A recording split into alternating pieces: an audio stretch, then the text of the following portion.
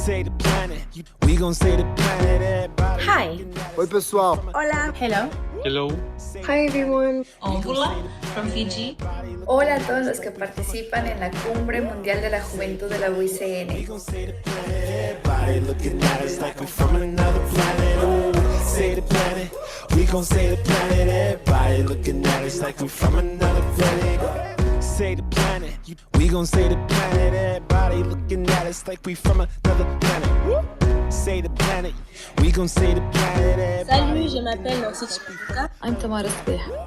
I'm American from India. I am Amanda Vites. Eu sou Yuri. Jean Natishalim Terrania. Kalia Frederick. Alex Basaraba. Eduardo Chanki. Diana Gavlitska. I am Hod Foba Sandra. Solomon Famil. Say the planet, we gon' say the planet, everybody looking at us like we from another planet. Say the planet, we gon' say the planet, everybody looking at us like we from another planet. Say the planet, we gon' say the planet, everybody looking at us like we from another planet. Say the planet, we gon' say the planet. Hello everyone, namaste. Now with all the problems that we face in the world today, especially all the environmental issues, I believe that the biggest issue we actually face is the constant thought that we have that somebody else will make a difference. We're always waiting for other people to make a difference, for politicians, for governments, for NGOs, for corporations to make a difference, when the truth is that all that we need is behavioral change. We need to empower ourselves to believe that we can bring about massive change by just bringing about small incremental changes within our own lives.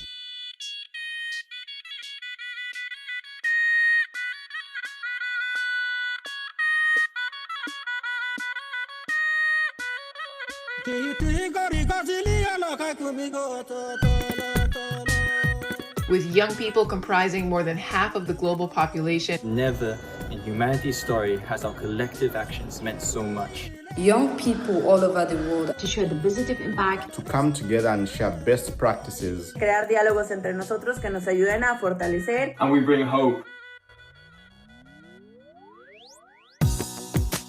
Plant your dreams in the soil and water them with love. Living in harmony, it's only natural.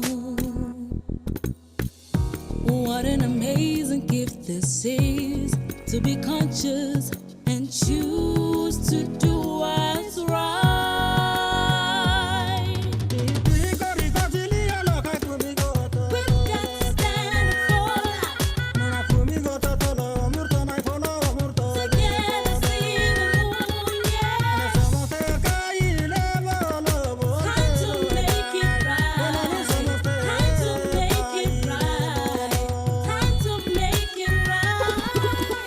We have to put young people at the center of the conversations right now.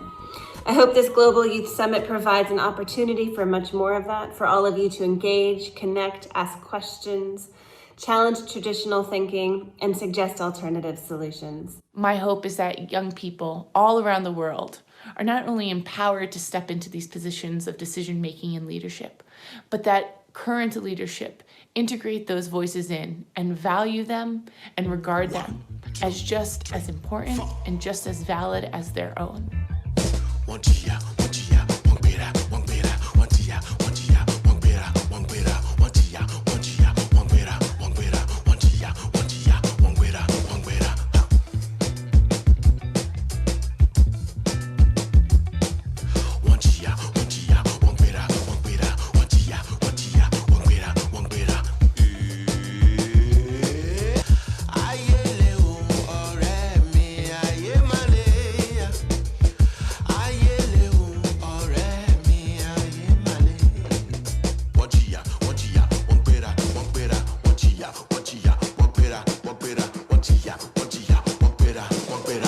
chose que l'année dernière nous a appris, c'est à quel point nous sommes connectés en tant que planète et en tant que personne.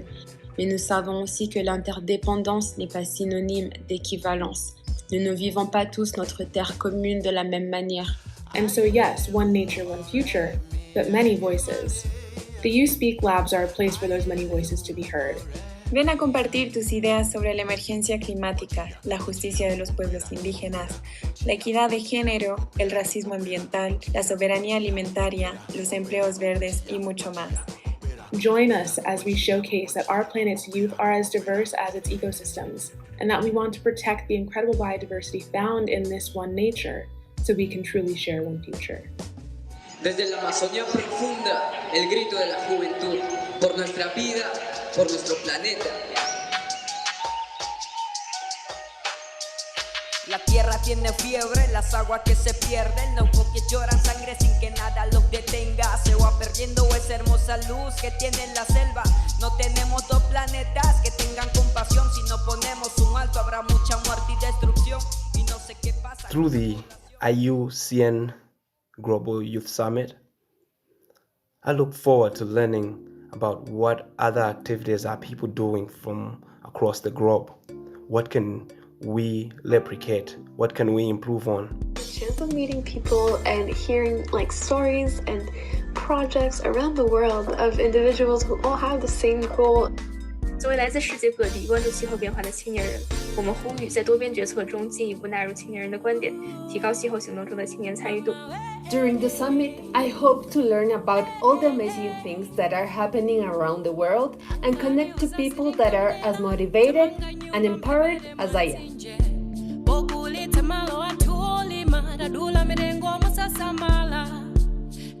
For every two breaths you take, one of them comes from the ocean. My name is Kinan Tegan, a 16-year-old film.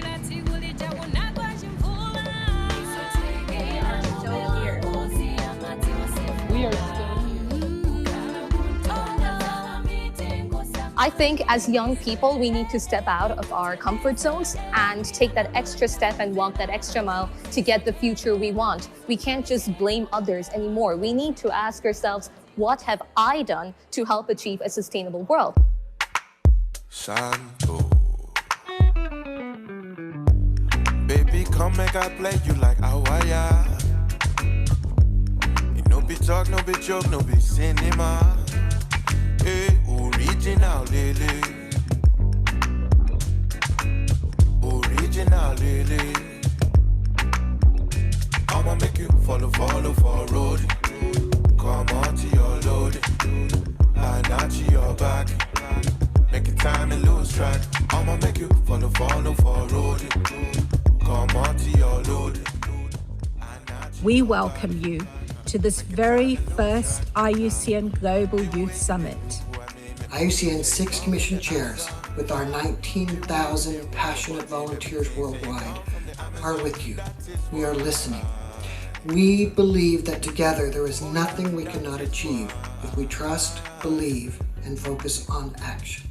Étant le plus grand réseau environnemental au monde, l'IUCN rassemble 1400 membres, dont des organisations gouvernementales, non gouvernementales et des organisations de peuples autochtones qui souhaitent travailler avec vous, vous entendre et vous donner le pouvoir. En tant que présidente du comité national qui accueillera le prochain congrès mondial de la nature, nous vous souhaitons la bienvenue et nous vous remercions de votre participation et de votre enthousiasme. Las voces de los jóvenes, nuestras voces, son el futuro. De parte de todos los que trabajamos en la Secretaría de la IUCN, los invitamos a crear ese futuro juntos en la primera Cumbre Mundial de la Juventud. Bienvenidos. I believe. I believe. I firmly believe. I believe in one nature. One nature. In one nature. One nature. One nature. One nature. One future. Take your time and lose track. I'ma make you follow for road. Come on to your load. And not to your back. Take time and lose track. African woman, she go dance the fire dance. African woman.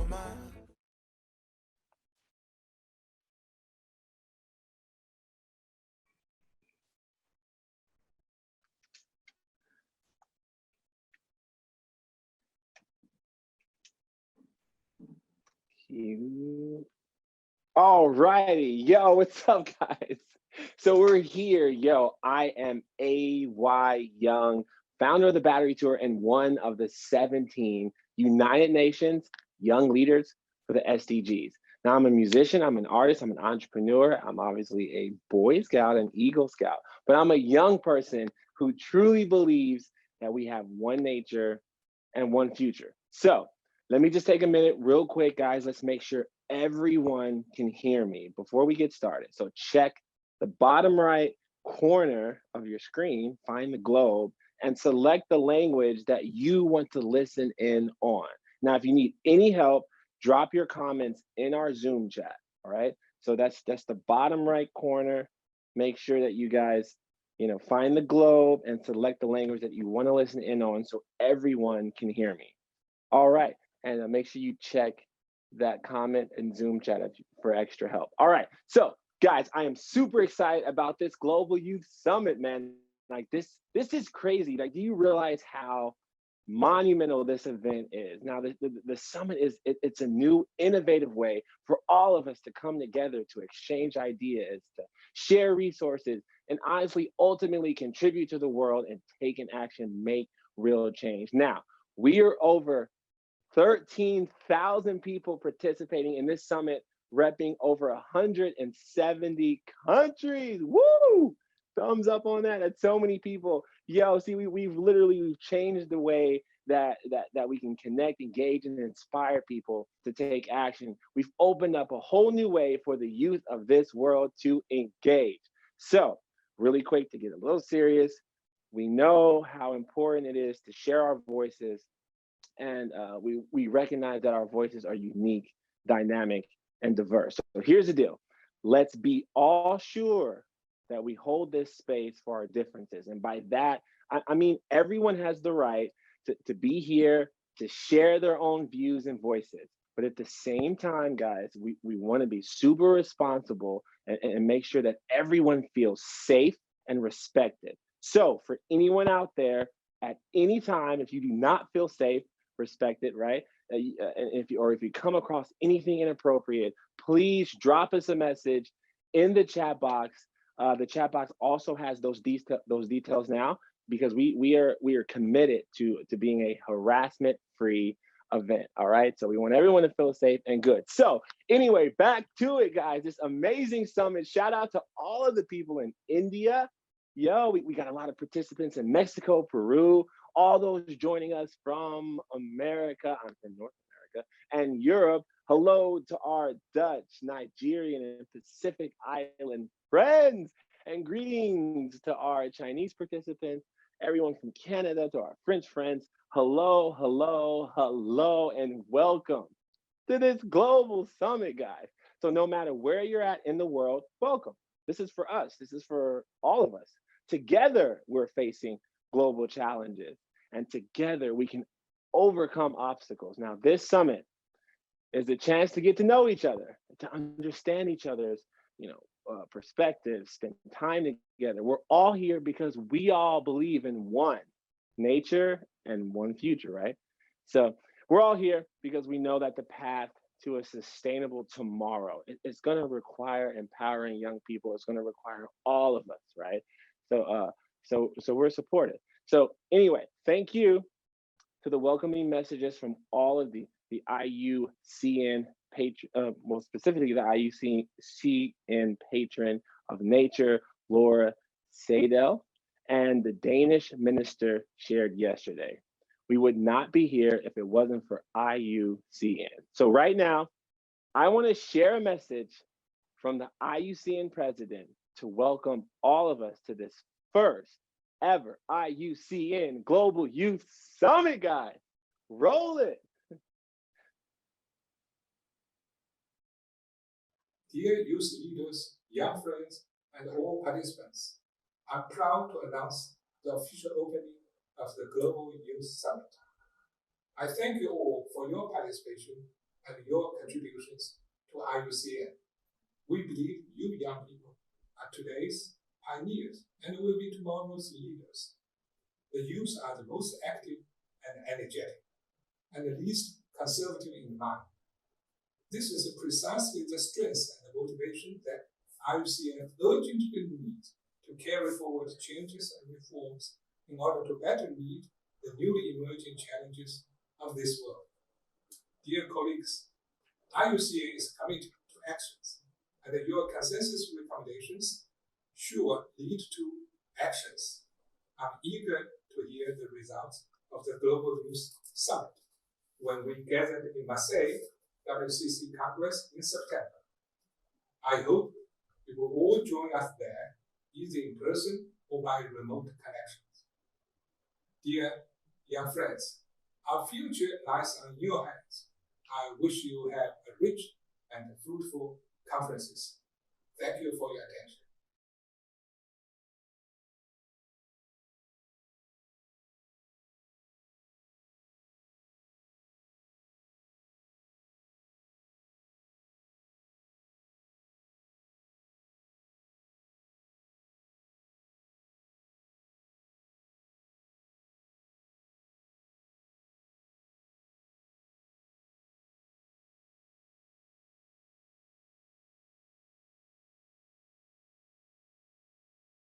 Oh, you guys could so totally not hear me. I was just like talking and you couldn't hear. Oh, shoot. Oh, no. Well, what I was saying was, I had to switch up the background, because I got all the battery tour stuff from the battery tour because I do this renewable energy power concert. And yeah, so I thought it'd be cool to see the real life me, instead of a virtual. Anyway, President, that was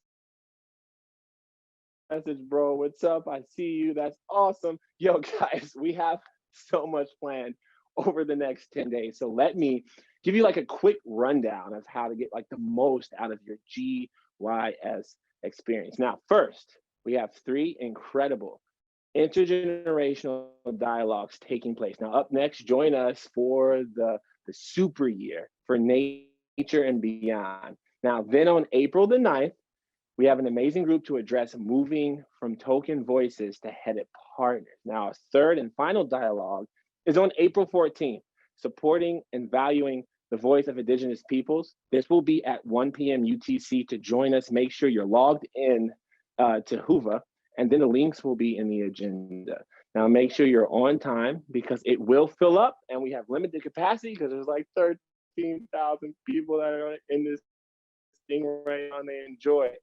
And if you have any questions, you have some really great people on staff to answer your questions and to repeat these things. Second, we also have over 60, that's right, 60 youth-led workshops taking place.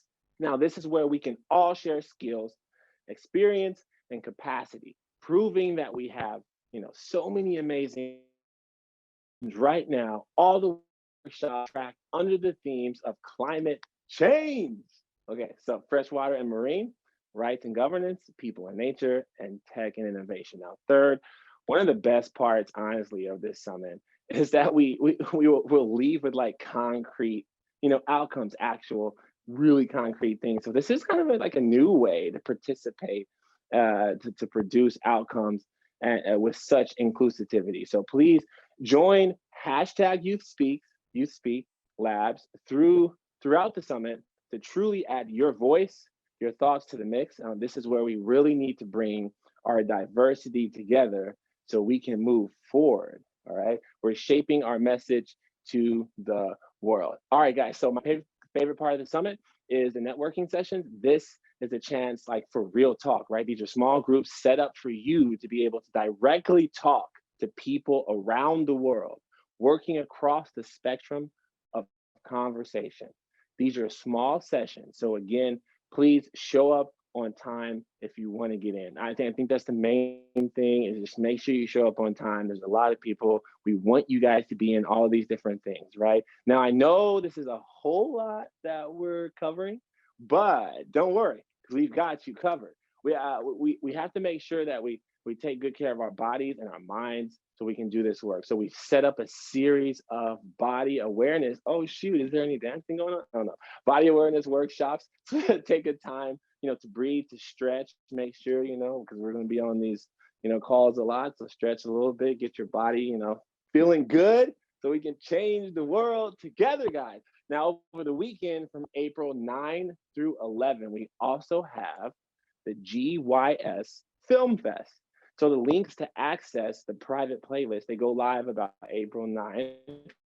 So make sure that you watch the agenda We have over about 100 videos and films and a collection of shout outs to share. Over the weekend, you can kind of like, unwind and stay and get inspired. So one of the beautiful things I love about this summit is that like while we're here to focus on empowering and engaging young people, we have invited all generations, all ages, all demographics to be a part of this.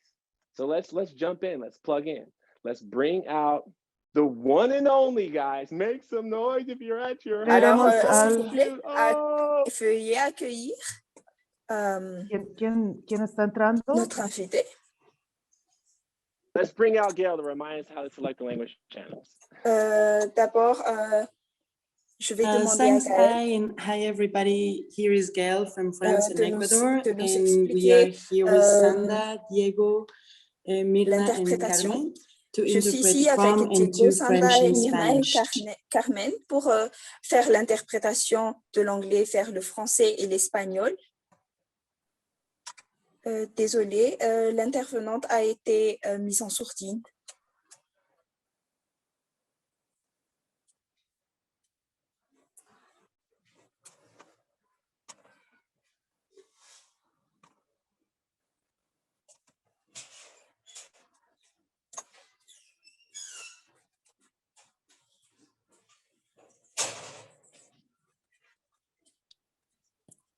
Can you hear me now? Yes. Okay, so I will go back to the explanation. Sorry for the little issue.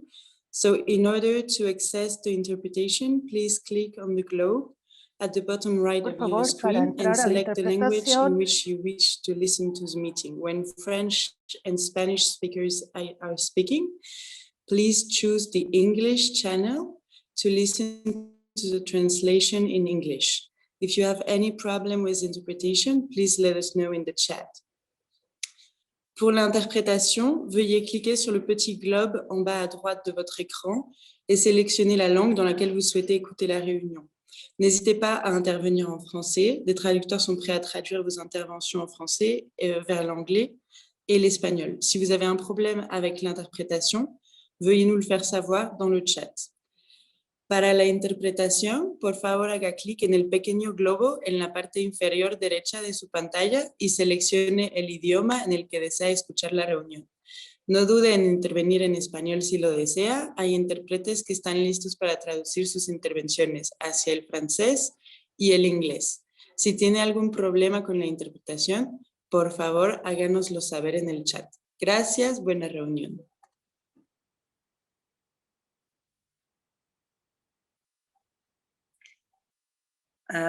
So you can continue.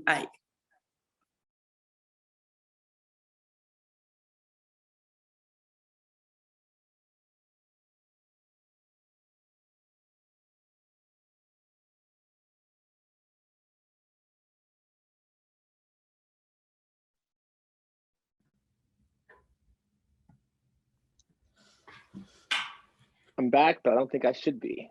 I am currently drinking water from my reusable water bottle. Guys, this is the song.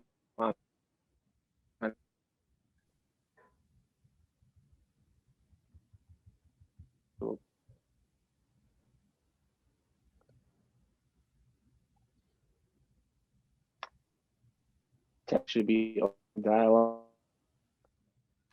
I don't know camera right now. The youth envoy, my people. What's up, girl? So many.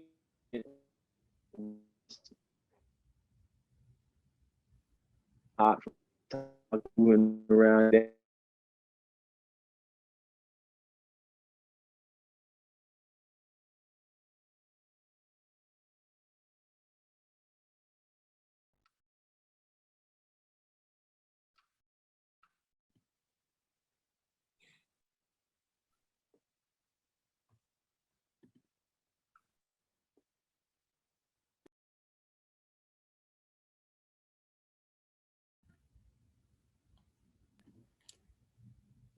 Okay, Thank you so much, AJ, for that. And hello to everyone. It's amazing to be here today and with all these amazing people. It's really like giving me goosebumps right now. It is so monumental that while we are facing this global crisis, we have actually adapted, and the world is showing us that there is potential to make the necessary changes needed so that we can live in harmony with nature. We are all coming here together virtually for this IUCN Global Youth Summit with over 1,300 people registered from all over the world. This is just like, beyond anybody's expectation to think of so many young people all coming together and showing us that it is possible to adapt. And we can all start taking the necessary changes and push for the fundamental change needed for us to live in this one and only planet that we have, and live in a way that we can be in harmony with it. So today, we are coming together under a very different circumstances. And we might not have come together this way if not for that. But we are here today. And together, we have an incredible group of people talking to you today. And they are going to be talking to you about something that is meaningful and critical for our shared future, which is engaging youth effectively. But before I jump into the dialogue, I just wanted to remind all our lovely speakers here that they should keep themselves muted until they have to respond so that we can hear everybody clearly. So thank you so much for that. And I would like to also invite them to unmute when they ask the question.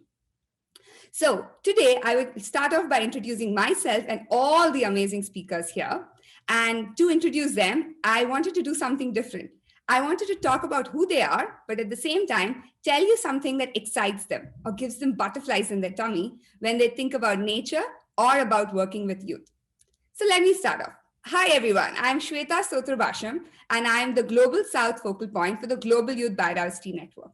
And to me, the smell of the soil after the first rain, and in Assam, when I used to do my master's, to be woken up to the song of the hula gibbons, the thought of these two things always gives me butterflies. So that's from me. And now going to the next speaker, I would like to welcome one of the world's leaders in engaging youth today, Jayatma Vikramanayaka, who is the UN Youth Envoy from Sri Lanka. It is lovely to have you here with us. Thank you for joining us today. Jayatma says that what excites her is to see how young people are leading the way and encouraging the world to stop being exploitative, extractive, and to even respect indigenous people and the ways they are appreciating nature and the way young people and the youth put the planet first. These are things that give her butterflies. We also have from IUCN, Sonia Pina, who's the head of the Global Policy Unit. And bringing us a perspective of effective youth engagement from Zambia, we are welcoming the UNICEF Ambassador, Queen's Young Leaders Awardee, and currently working with the UN SDSN Youth, Brighton Koma. Thank you, Brighton, for being here. It's also a pleasure for me to welcome Ron Holman, who is the President and CEO of Parks Canada and one of the main sponsors for the Global Youth Summit. He says that what excites him about youth is the inspiration and optimism that youth engagement creates. He says that young people know so much about conservation and climate change, and they care so much about it and are ready to take action and lead the way in finding solutions. And that gives him butterflies. Joining us from Qatar, we are lucky to have the founder of the Arab Youth Climate Movement in Qatar, Nasheed Shafi. Hi, Nasheed. Nice to have you here. Nasheed says that to him, when he hears the word nature, it means life to him. And life, according to him, is everywhere. It's not just in postcards or panoramas of untouched wilderness or charismatic iconic species, but everywhere.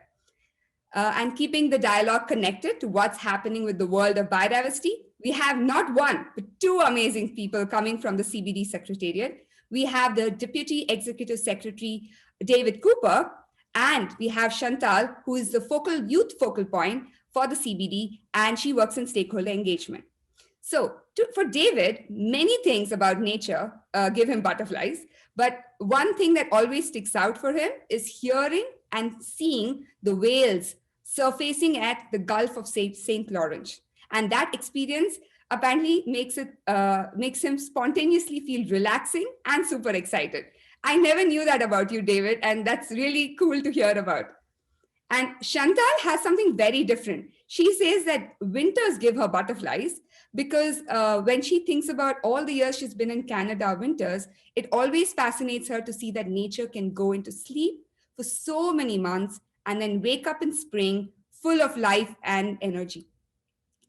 With all these amazing speakers and all these amazing things that they care about with youth and nature, I'm also going to introduce you guys to the last panelist we have with us, but never the least, we have someone who's going to give you a view of the world of the private sector. We had Adrian Geiger, who's from the group sustainability officer of Occitan.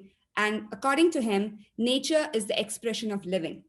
As human beings, we are a part of it. Our destiny is to be in symbiosis with nature. And with this beautiful quote of being in symbiosis with nature, I would like to start off our amazing panel today and start with our first round. So for this first round, we were thinking, let's do something different. Rather than having a round of presentations, we thought, let's find a way to connect with us, connect with each other, look at how we are diverse, but at the same time, how we can learn from each other and grow together. And for that, for our first round, let's think about ourselves being in a virtual roundtable. And what we are doing here is we're going to answer the question of what we feel is the essential must-have ingredient when we are planning for successful youth engagement. Now, this question is to all our panelists, but also to the thousands of young people who are listening to us right now. So please join us by clicking the link provided to you in the chat below and tell us that one must-have ingredient you think is needed for us to have successful youth engagement. Okay, now going forward, I'm going to open the floor to all our amazing panelists. And at the end of our roundtable discussion, we are going to show the word cloud that all of you are going to create and see what you have to say about it. So to get this panel started, I can go first. To me, co-designing and co-leading any youth engagement initiative with young people is the key ingredient. To successfully engage young people, we need to be actively involved in designing the process, planning it, and implementing the project or the activity, but you have to do it with youth. We don't like to be tokenized, and we want to be taken seriously. And rather than thinking about us as people you need to educate, or the previous generations need to educate, we want to be considered as equals when making decisions, and we want to make decisions with you. So for me, this is like the oil or the heat or the water that you really need to cook all the ingredients. So with mine, I would like to then ask Ron to tell us what's your must-have ingredient for successful youth engagement.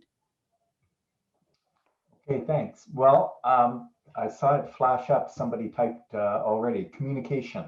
And you know, often we talk to youth rather than with youth, as if, as you said, as if we're educating them, but really we can learn a lot from them. Think about the first time you remember experiencing nature, you know, in a park, in the forest, wherever, and all that you felt about that and the connection that you had to that. If we can harness some of that enthusiasm and some of that passion from youth by hearing from them, by hearing their ideas, by removing barriers to access, barriers to communication in ways such as this summit, and then really hear them and empower them to take action and let them be the leaders that they want to be, I think that's a huge step forward. Oh, that's amazing. Let them be the leaders they want to be. And that is a really great way to take it to our next speaker.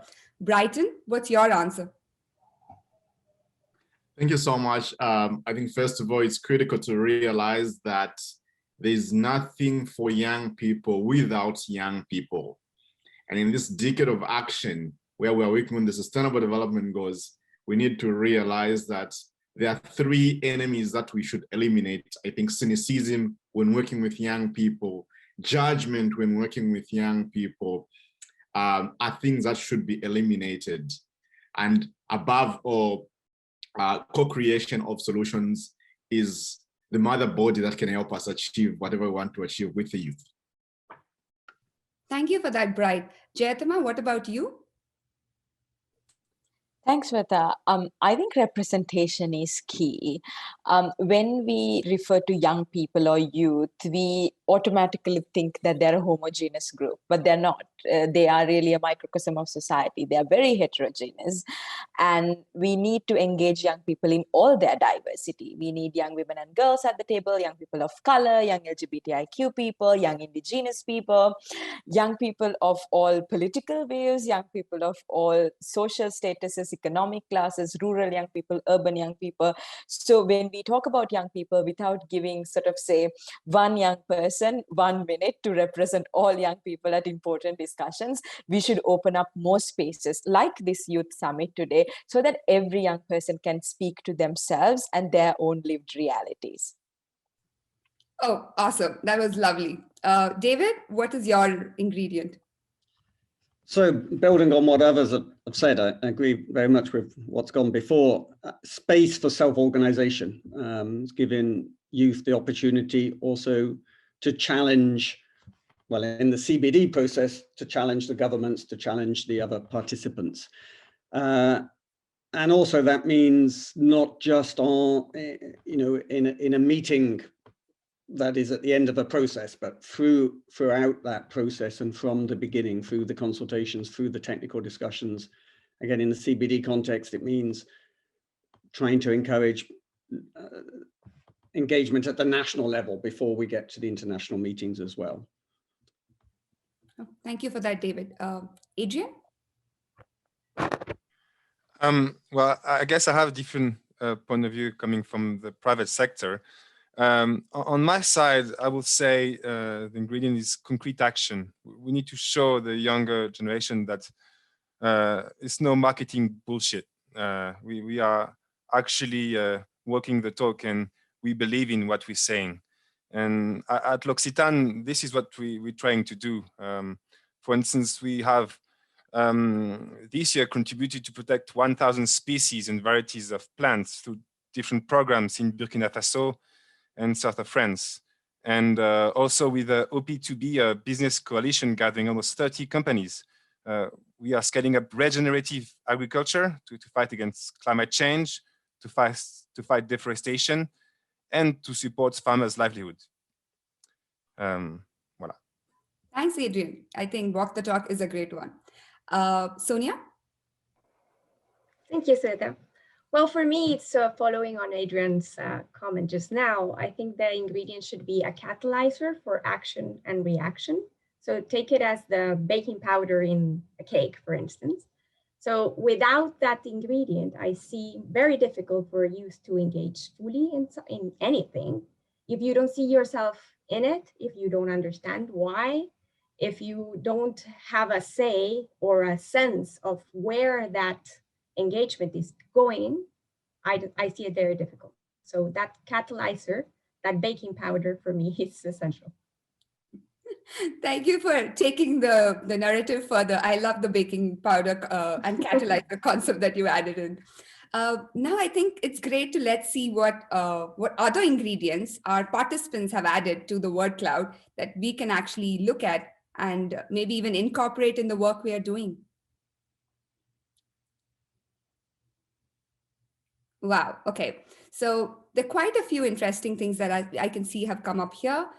Collaboration, communication, also key things that our panelists have mentioned, education, empowerment, inclusion, empathy is a new one. I love the rest. I love respect, cooperation, engagement, flexibility. There are quite a few. Transparency, listening to youth, creativity, participation, networks, teamwork. There are quite a really amazing number of things you guys are saying. And thank you for all the ingredients that you have added to what we already were talking about today. Definitely patience is another interesting one that I like.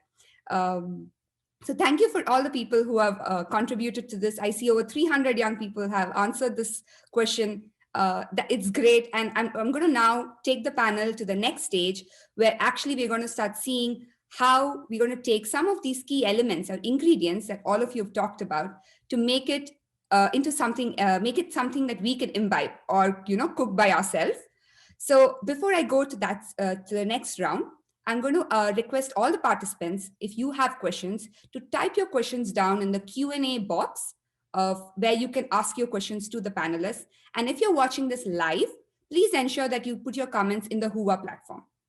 So now, going to round 2, I think it's time we ask you guys to think about this and reflect on what everybody has said, the participants and the panelists, and think about what from that was said today can we take back home today, and how, and could incorporate into our work. What have we heard today that you think is tangible, inspiring, and can be anchored into your current work? And for this, I would like to start by asking Sonia this question.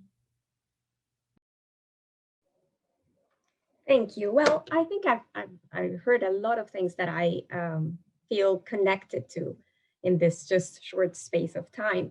But perhaps the one thing that I think comes out very strongly for me is just the issue of empathy and respect that came just now.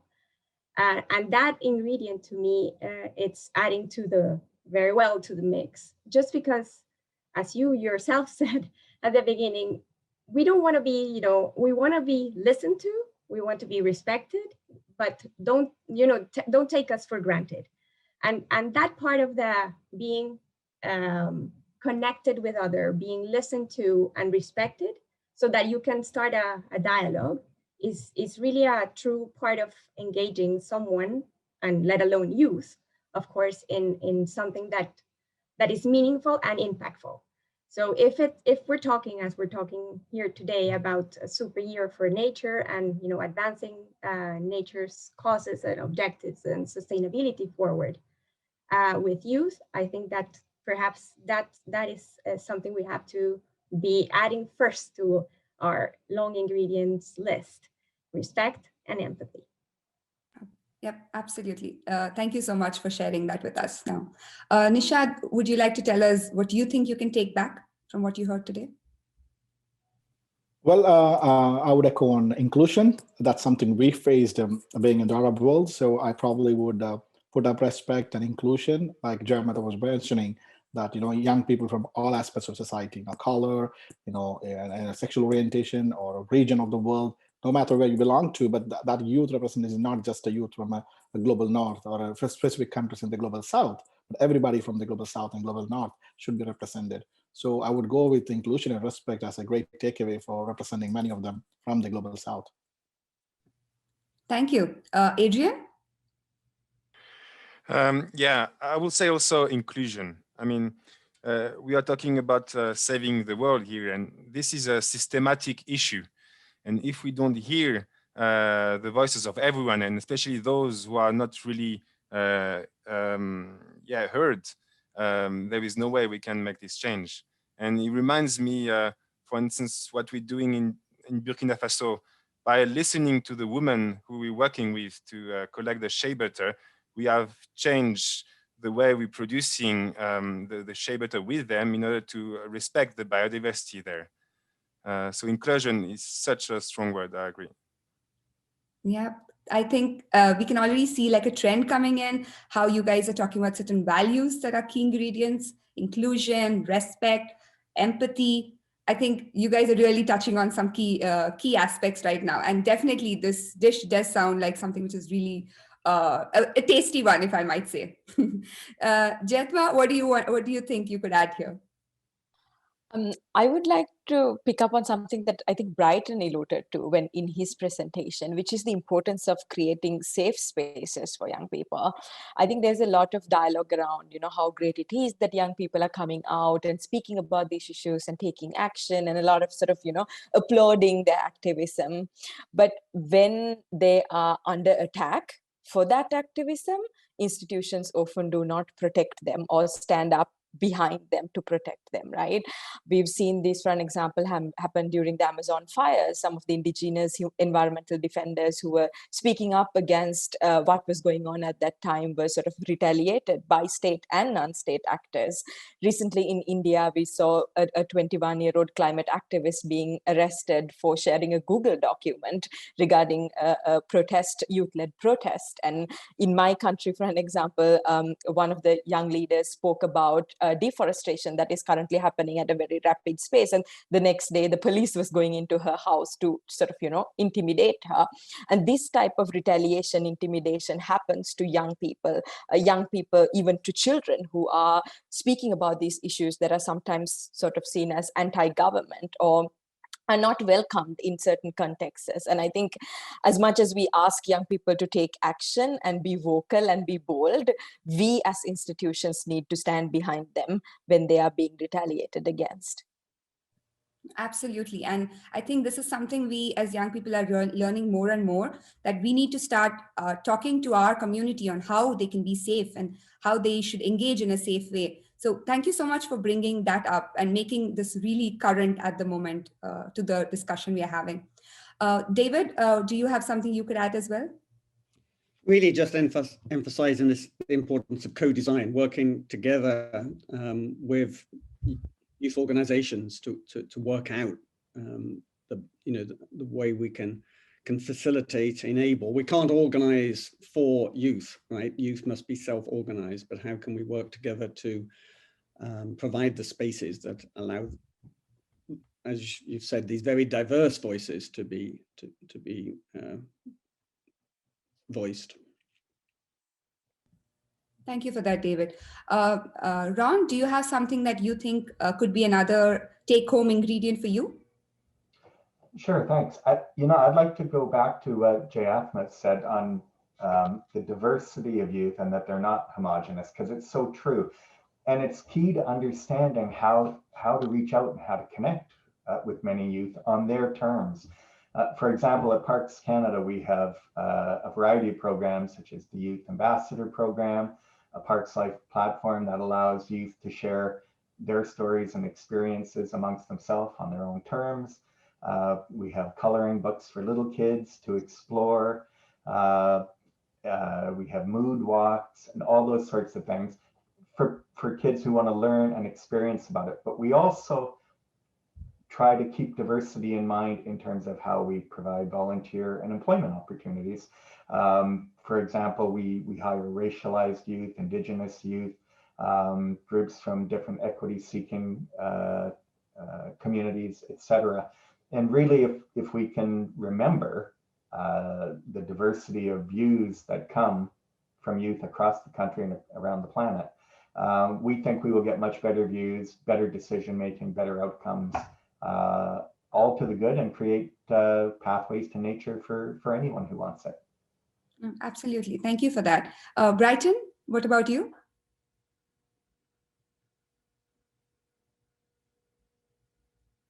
Yeah, I think I agree with what everybody has contributed so far. And it's also most important to recognize the fact that as we think about engaging young people, I think something that really comes to mind is authenticity.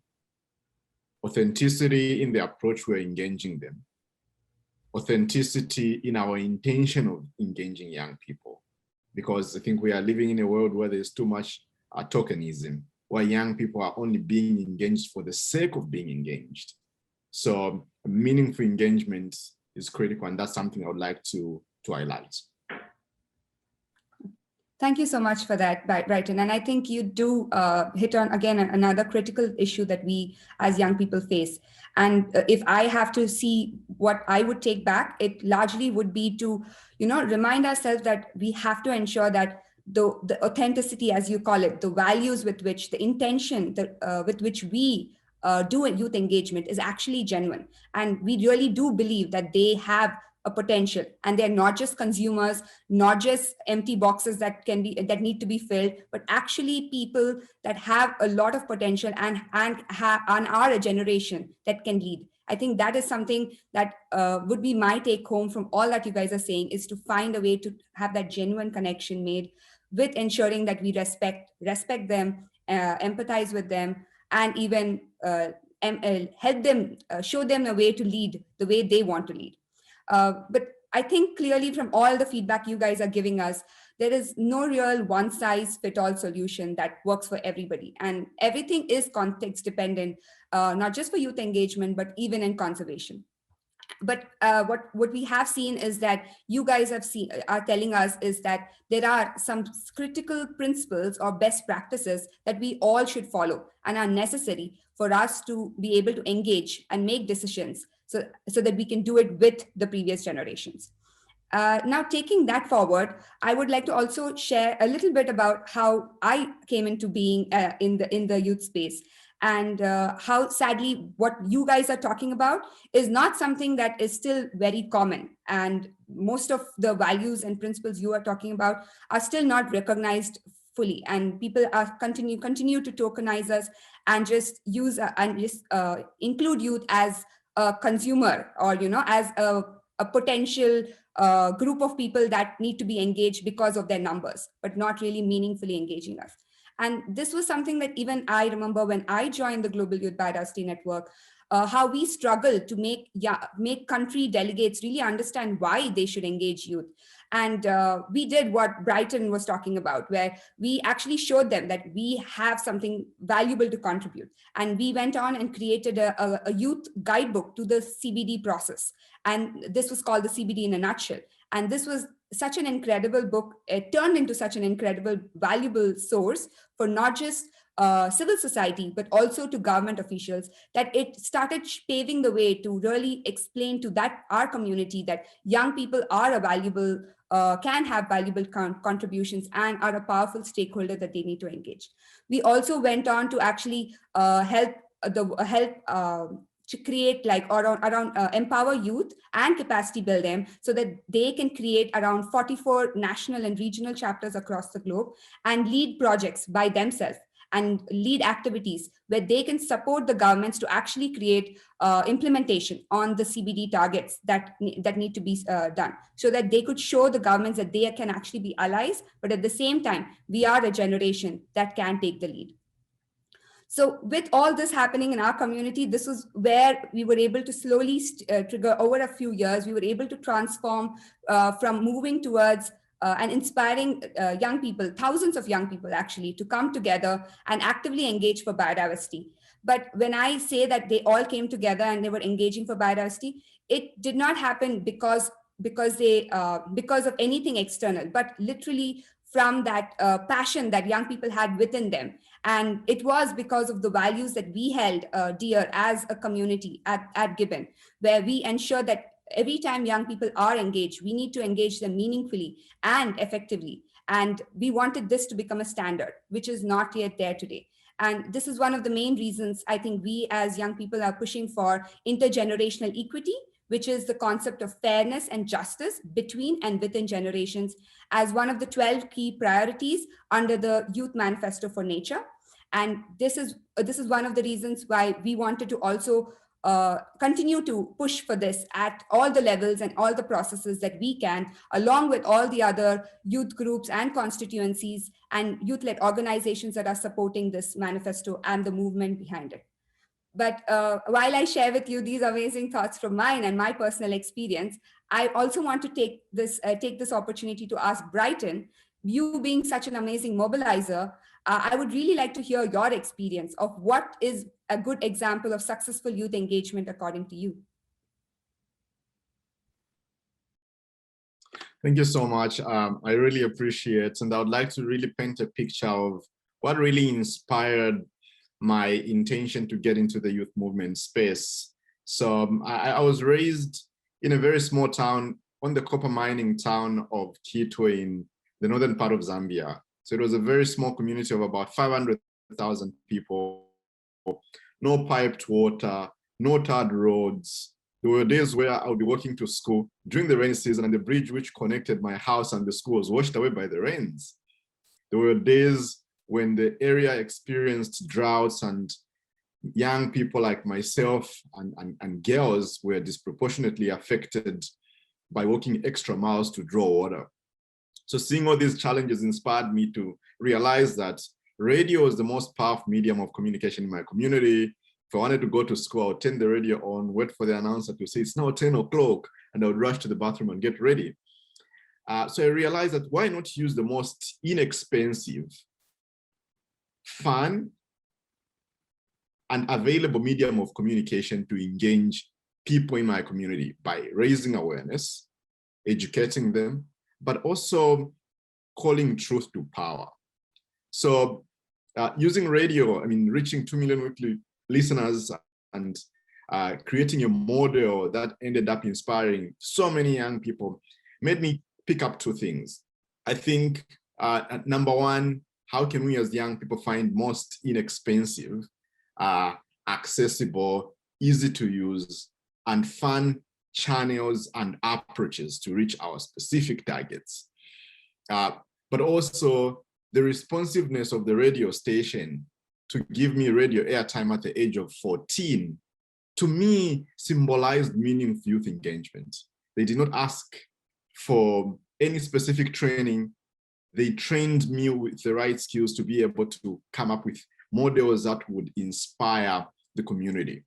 So it's a two-way thing, the responsiveness of institutions to accommodate young people without judging them, give them a platform, give them skills if you see they are lacking in specific skills, and allow them to express whatever they feel is relevant for themselves based on their experiences.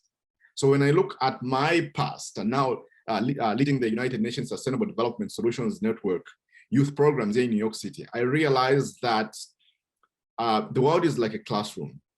There's always going to be specific lessons that we can learn wherever we are. But institutions are also critical in this space to create spaces where young people can thrive and grow in an environment where they are not judged, in an environment where they are supported, in an environment where fundamental human rights are respected for every young person, irrespective of where they are. Thank you. Thank you for that, Bright. Your solution of how you figured out a way really made me remember how I did it when I was a child. And I remember when I was 18 and I just wanted to tell the world that, you know, there's climate change happening and we need to do something about it. And I thought, let me just talk to the people. And I just took all opportunities possible to just talk to them, even talking to people who came out from blood donation camps because I thought they'll be tired and they'll have to listen to me. Or like when they were on a train and then I was like, everybody's just sitting in a train. Why don't I use this opportunity to talk to everyone on the train? And I just went and spoke to everybody on it. And it just reminds me of, you know, how we as young people can really think of those, you know, solutions that do not need much energy, but just our passion and our will to do it. So thank you so much for all that great example that you shared with us today.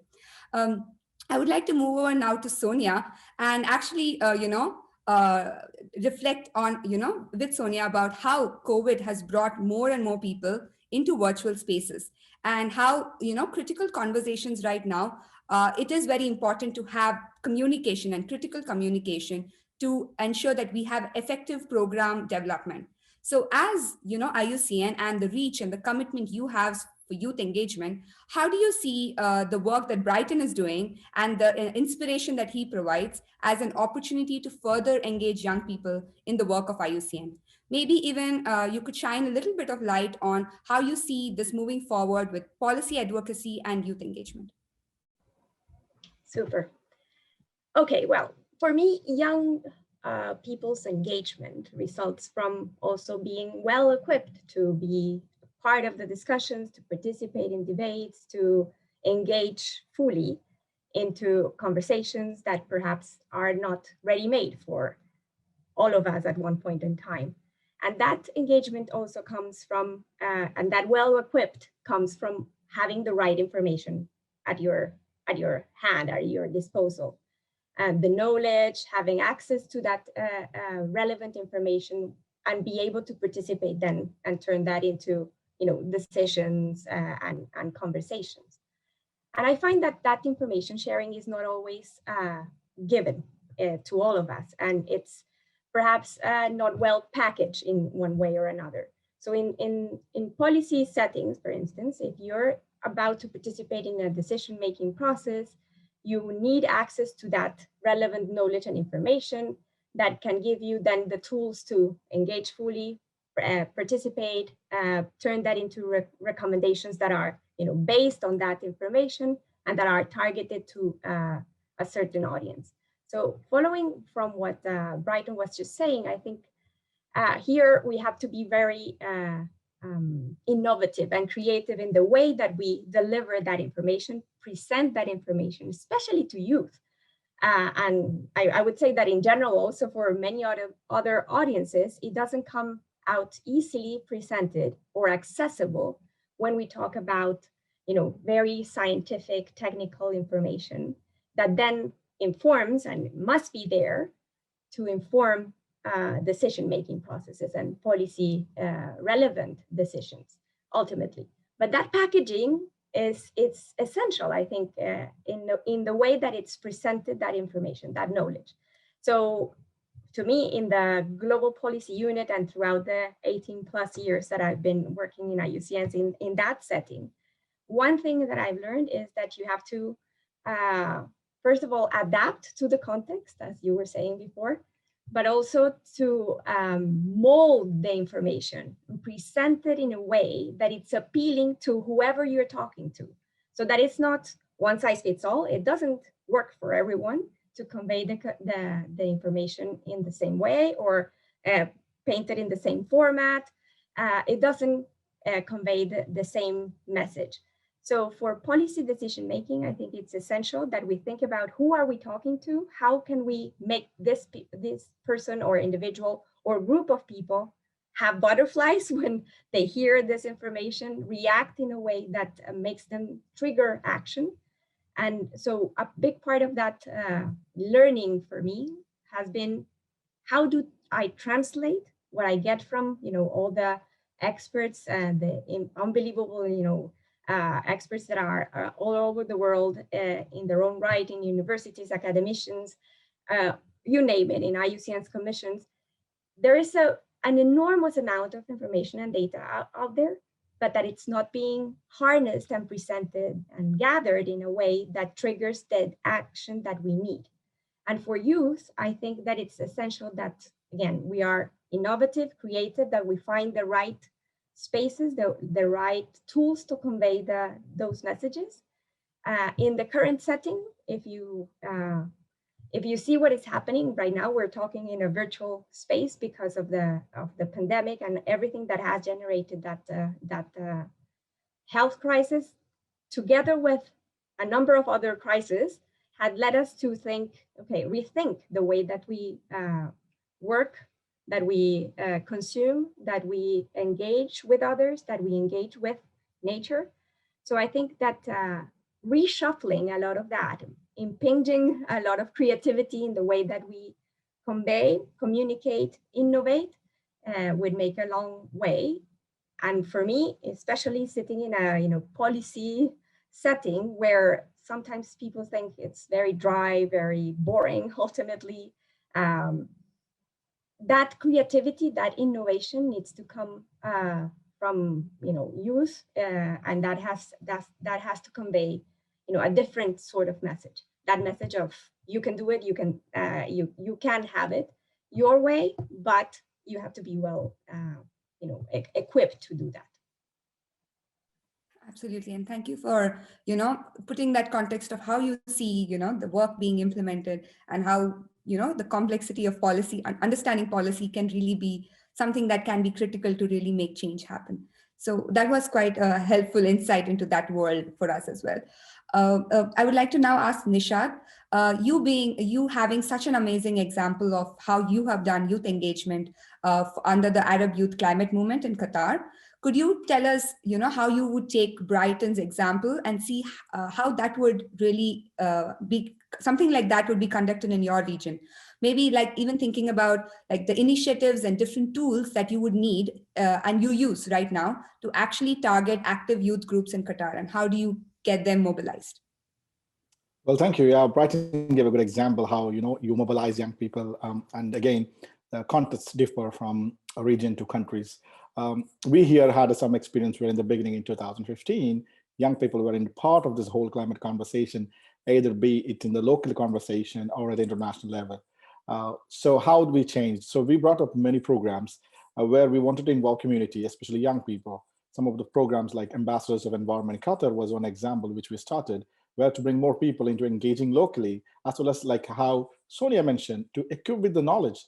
There are a lot of knowledge, what is necessity, what is applicable for Qatar or the Gulf or Arab countries in the Middle East. So that has to be empowered. It's not like being just an activist, you just have a drum, you don't sound anything. Because nowadays, when the government engages, they look into our aspects. They ask us, what are your key points you want to give us? So you need to be equipped with that knowledge, which is what Sonia was absolutely mentioning. Another thing what Branton mentioned, bringing young people together, because one person doesn't make a huge noise, but a number of young people together, well informed, make a huge difference. That's what happened. We started as a youth group back in 2015, and in 2018 or 19, I believe, before the COVID came in, the Ministry of Foreign Affairs invited our organization to the first UN Youth Summit as representing Qatar. And that was from nowhere to something different.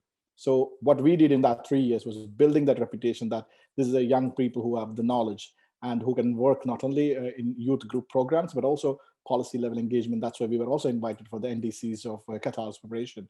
So lately we wanted to engage beyond young people. We went on to a new program called Eco Literacy for Imams. That's where we use the place of worship. Mostly there's a Muslim country here. We wanted to use the place of worship to engage to more people who come to a pious place like a mosque or the masjid we call here. What we do is to train the imams, who is the priest like you have in the church or the priest in the temple. They will be trained, but efficient templates where we use the religious context and also the scientific reports, how they are somewhere entangled together. It gives the same message that conservation is part of every religion. And we wanted to use the same thing and also give a very Islamic state here. We have most of the people going to the religious places. And this program is definitely going to help to reach out to beyond young people. So the idea is like, you work with the contest, whichever country you do. Like Burton mentioned, radio was something that was innovative there because that was available in most of the people's house. And that's how that was taken into consideration. Here, I think we have all the means of communication, but people are not engaging. So we have to bring ideas that engages young people. So right now we're also coming up with an app to measure your carbon footprint. These apps would give definitely how your individual footprint has to do with, given the fact, Qatar has one of the highest per capita carbon footprint in the world. So we wanted to showcase that young people or anybody in the community to know that you also play a huge role in this. It's not just young people, but we wanted to, engage that community as a large. Now, like in the Qatar, like environment is very keenly spoken, highest level of the government. They are inviting young people, not just token, but like Sonia mentioned, they just don't want you come and sit. They want us to give recommendations. They ask us to come up with a proposal. What do you want to come up with? So that gives us a lot of, way of engaging with the government. So recently we had an opportunity to sit with the COP26 president. He has the same thing. Like Nishad, we don't see many young people from Arab world discussing with government. Unlike, in the global north, it's very accessible. Here we also, it doesn't work. We don't have much civil society space. But given that space, we used in a very, very approachable way where we are very good, closely working with the government at the same time, engaging the civil society at the same time. So the idea, the bottom line is this, like we came up with programs that are very specific to the country context that work very well. That is really interesting, and thank you for that. It's so nice to see how different regions need to use different tools to communicate, and at the same time how you guys were like Brighton, how you guys also showed the government that we need to be engaged, we need to be taken seriously, and how then transformation happens. And it's not something that happens overnight, but it is building a relationship, and relationships in a way are key to how we move forward. And what you guys are doing today, I think it is because you showed them the creativity, the passion, and the ideas and the commitment, and then transformed it to actually having that relationship now. So it's great to hear these different examples and different tools that work so well in different parts of the globe. And I know, and as I was saying, one of the key things we are seeing is that relationships. And to have successful youth engagement, it does need to ensure that we need to have effective partnerships across generations. The Convention on Biological Diversity in that way is a very good example for successful intergenerational partnerships and how they should look like. So over a decade, they have been engaging young people and creating space for young people, ensuring that we are meaningfully, effectively engaged. At the same time, our voices and concerns are given the required space. And with this, they are also they have been a really great support for young people, where they listen to us and also have provided us the necessary resources that are needed for us to create all these amazing initiatives and truly inspirational work that you guys are talking about. They were there to give us that space and create those youth-led initiatives. And this has actually now helped mobilize millions of young people who want to do something for biodiversity. And I really attribute this to all the great work, great way in which the CBD does engage. So my question now to Chantal, who is the youth coordinator, youth focal point in the CBD, is to ask her, with such a great start, how do you see this moving forward? Especially, how do you see this maybe strengthening with at the national level, taking this forward at the national level and making what you guys do as a UN body, not an exception, but a norm? How do we make it translate? Thank you, Sweta, and hello everyone. It's really a pleasure for me to join you on this round of questions. In fact, under the CBD, yes, youth participate actively in not only in decision-making processes, but in implementation. And I'm going to talk a bit more about what you were saying, Sweta, and you basically already said a little bit, use the angle that I wanted to use for this conversation, is that yes, youth are very engaged in decision-making processes. So they come to the meetings. They are considered credible and partners by CBD parties, and they're very well respected. The organizations that come to the meetings often agree to work very closely with the Global Youth Biodiversity Network, which makes it easier for them to speak as one voice, although they do have multiple voices, and that's very well recognized, but so that they can speak under the youth microphone and that they can use the youth meeting room. The coordination under the Global Youth Biodiversity Network was very key for parties also to have the face of the youth. This way they engage in all the meetings, the COP and the subsidiary body meetings, also in the post-2020 Global Biodiversity Framework process. And again, they are respected. But again, as Sweta said, to get that level of credibility, the GYBN had to demonstrate that they were credible partners, and that did not happen in the meeting rooms. That happened, in fact, in the implementation aspects, all the work that the Global Youth Biodiversity Network is doing on the ground, the capacity building workshops, and the linkages that the network is able to do with the local and national governments, working on their national biodiversity strategies and action plans. That really brought attention of the governments, because they realized that youth were there to help them and to support implementation of their own commitments to the convention.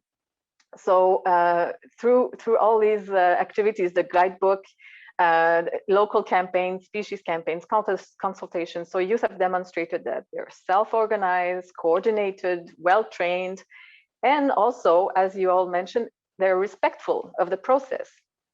And in exchange, over the years, they received increasing support for youth-led initiatives. They received in-kind and financial support at all levels.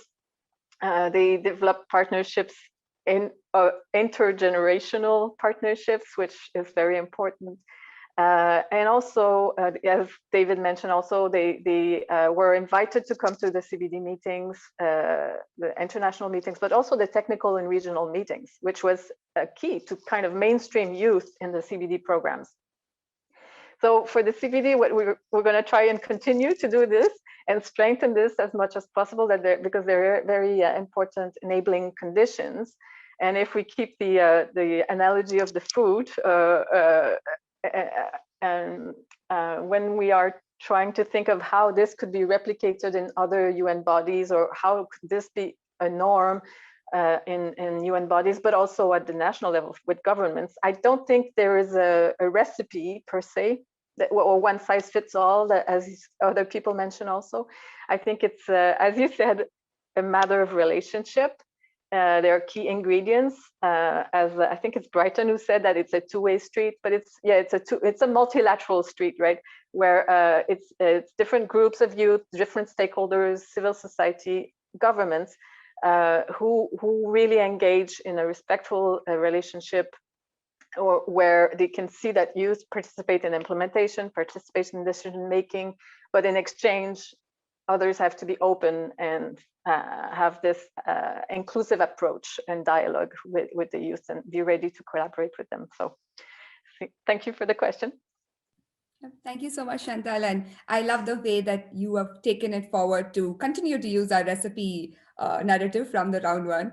It is something that we do see is critical, as you know, how all of you guys are talking about. And all of us are clearly echoing this, that it's the relationships, but at the same time, it is having that respect and ensuring that we give the space, and then work together.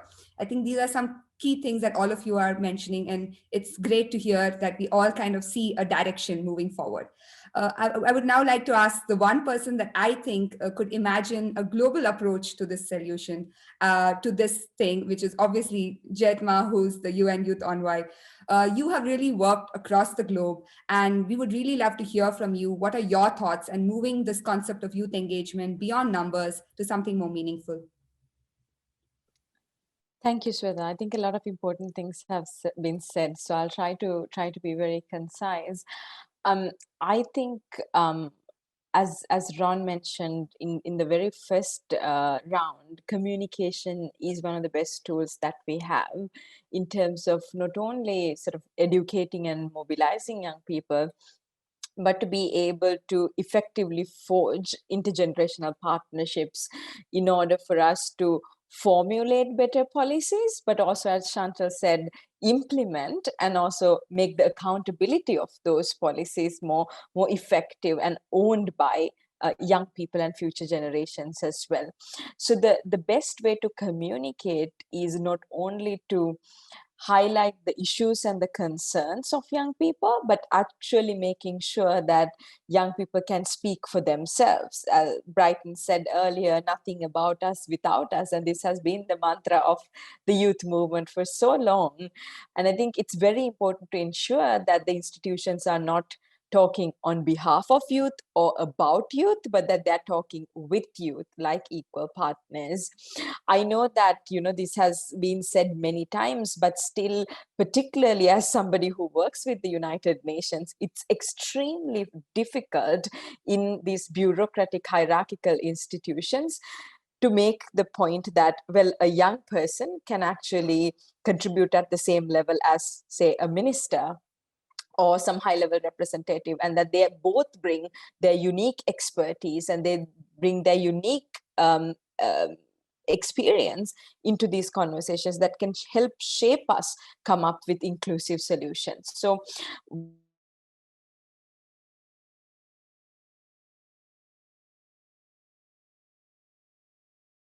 also the very important work that they're doing, the effort that they're putting into, and the commitment that they have. I think it's important as institutions and as those who hold power that we also are ready to sort of give our power back to the constituencies that we represent or the constituencies that we are working for. So one of the things that, for an example, I try to do often is to have young people take over the speaking opportunities that I get, or have young people take over the social media channels of myself or of the Secretary General. Sometimes we try to sort of get young people to directly use those channels of United Nations, which are credible channels, to voice their initiatives and to showcase their solutions, and to show that young people are not only complaining, but they're actually coming up with very concrete solutions to the issues that we are facing in the world right now. So we've done this in very ad hoc ways, I feel, the rest of the United Nations system. But as Chantal said, it's very important that sort of, even though we cannot find a one-size-fits-all model, it's important that we at least adhere to a common set of principles when it comes to engaging with young people, and that we respect their agency, we respect their leadership as equal partners. So 3 years ago, to make this change at a structural level, the Secretary General of the United Nations launched something called Youth 2030, which is the UN's first ever youth strategy. And now for 3 years, we've been rolling this strategy out at the country level. For those of you who are interested, please go and check out Youth 2030 online. There is not only a strategy, but there is an accountability mechanism. And we've currently gathered data from the 130 UN country offices to see if they're actually implementing this strategy, and if so, how meaningfully are they engaging with young people. And this data, including a report of a very critical self-evaluation of the UN system's engagement of young people, is going to be launched on the 7th of April. So please check the report out. It's going to be out in actually one day. It's going to be out tomorrow. And please use that as a tool to hold the United Nations accountable in your country, in your region, and at the global level for delivering on these commitments that we have made at a global level. So what we are trying to do through this strategy is to obviously advocate for expanded and meaningful participation in intergovernmental forum at the global and regional levels, but also create dialogue with youth and governments at the national level to encourage extensive and streamlined support to youth leaders, particularly financial support to youth organizations. Just like Brighton and Sweta, I co-founded a youth organization back home in my country when I was in university. And one of the biggest challenges for us was to really accessing funding, because no one's willing to give funding to a bunch of 18-year-olds, right? They're asking for all the grant applications and scholarship applications are asking for 10 years of experience and addresses and electricity bills proving that this is your organization's address. And we had none of that. And I know there are so many youth organizations doing important work at the grassroots level who are unable to access that funding. So how can we mobilize more funding to not to go into institutions like the UN or the big NGOs, but directly to youth groups working at the grassroots level? We are trying to assist all parts of the UN by providing guidance and technical support, because we often talk about how we need to develop young people's capacities in order to engage with the UN, but we fail to recognize that sometimes those of us who are working for institutions are always not ready to work with external stakeholders or adapt to the different power dynamics or be flexible to the different ways of working that young people choose to work in. So building internal capacities of the UN staff to also work with young people meaningfully is one of the key priorities. And lastly, to set standards and to advocate for governments to transform the way in which they engage with young people in local levels and in national levels, particularly by including young people in formal political processes. Because a lot of young people's activism happens outside of political processes. And I believe that there has to be a strong linkage between what happens outside of rooms with what happens inside of rooms as it pertains to decisions, if we are to make sure that that change is sustainable. So all in all, what we are encouraging everyone and trying to hold everyone accountable through the UN's framework and architecture is that we as an organization trying to tackle with sort of, being a 19th century organization trying to tackle 21st century issues, is that the UN is able to not only work for youth, but that it's actually able to work with youth in partnership. Yeah, thank you for that, Chaitama. And I think it's really cool that, a lot of the young people in this panel, you struck a chord when you talked about how we're all asked electricity bills when we have to, apply for funding. We all kind of know what you're talking about there.